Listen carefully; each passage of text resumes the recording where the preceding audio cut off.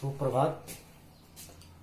जैसा कि पिछले कक्षाओं में हम लोग भाषा क्या है, भाषा की परिभाषा एवं भाषा की विशेषताओं के बारे में अध्ययन किए थे।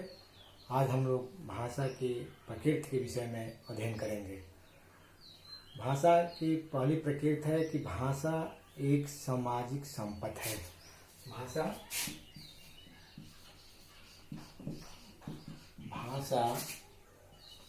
एक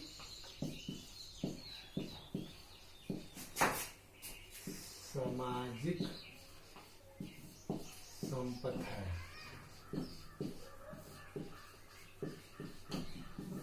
सामाजिक संपत्ति से तात्पर्य है कि भाषा जो है समाज में एक महत्वपूर्ण स्थान बनाती है।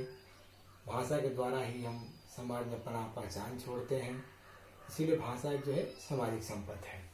दूसरी हम बात करते हैं, भाषा अर्जित संपत्ति है। भाषा अर्जित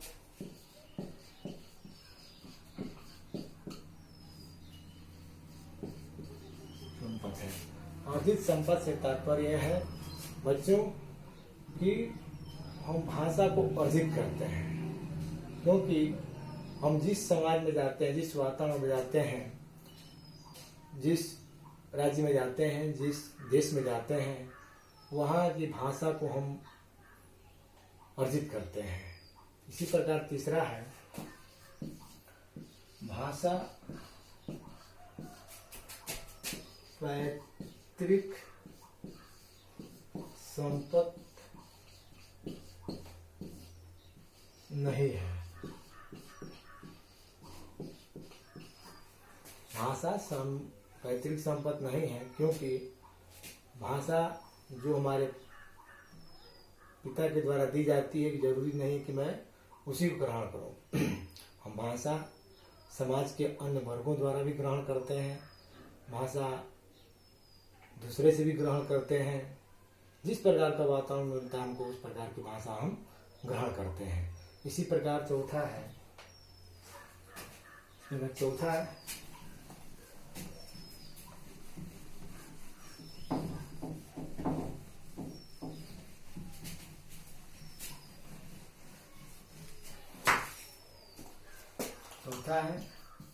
भाषा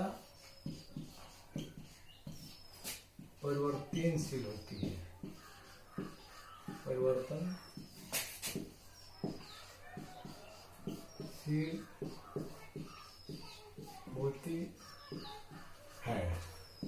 भाषा परिवर्तनशील होती है। मतलब कि हम अपने राज्य बिहार से या अपने जिले पूर्वी चंपारण से यदि हम उत्तर प्रदेश के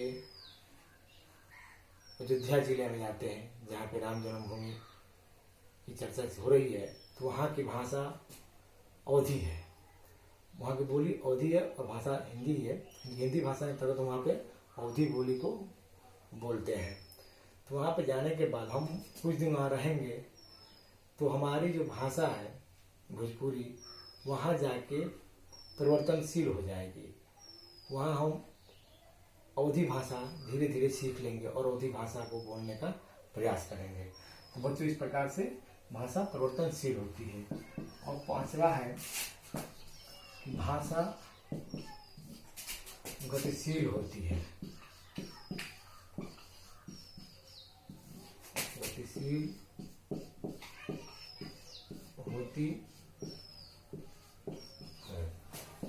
गतिशील से तात्पर्य है, जैसे मैंने उदाहरण दिया परिवर्तनशील का, उसी प्रकार गतिशील है कि हम अपनी भोजपुरी भाषा को उस किसी दूसरे राज्य में या किसी दूसरे प्रदेश में या किसी दूसरे देश में हम जाकर और अपनी भाषा का छाप वहाँ छोड़ते हैं, अपनी भाषा की पहचान छोड़ते हैं, तो वहाँ पर धीरे धीरे लोग जो है, या हमारा एक समाज वर्ग, हमारा परिवार धीरे बढ़ते बढ़ते वहाँ बड़ा परिवार हो जाता है, तो धीरे धीरे समाज बनता है। समाज में जो है फिर हमारी भाषा भोजपुरी प्रचलित हो जाती है।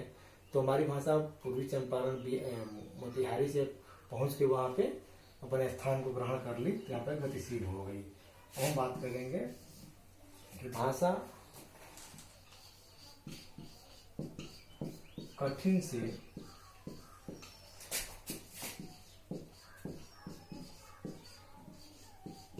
सरल की